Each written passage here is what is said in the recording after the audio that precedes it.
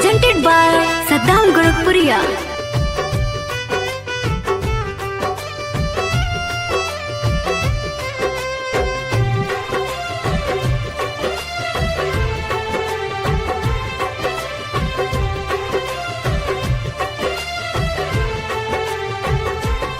तोहपे भैनी हम फीदा, बात कहता सीधा।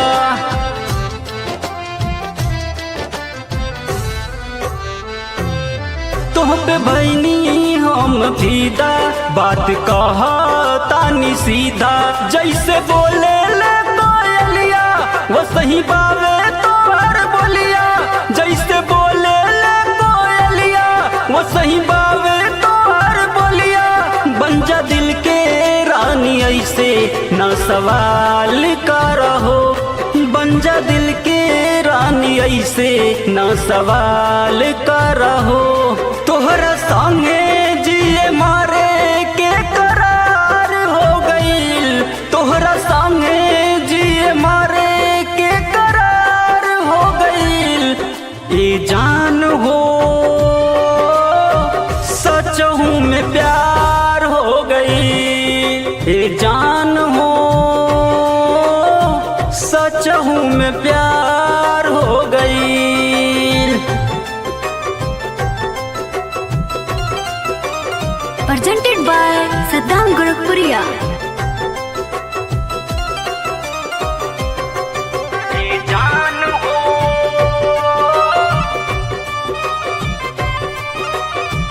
सचहू में प्यार हो गईल। तोहर सूरतिया फेल कैले बावे चान के। परी लागेलू तू सचो आसमान के।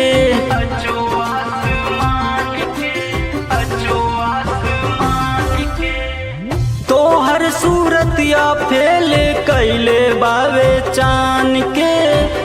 परी लागेलू तू सचो आसमान के।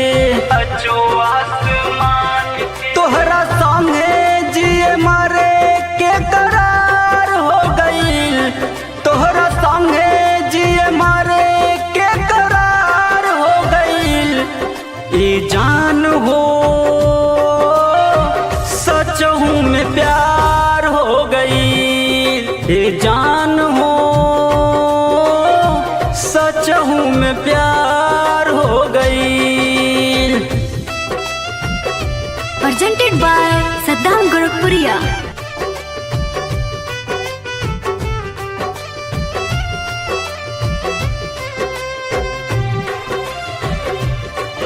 ए जान हो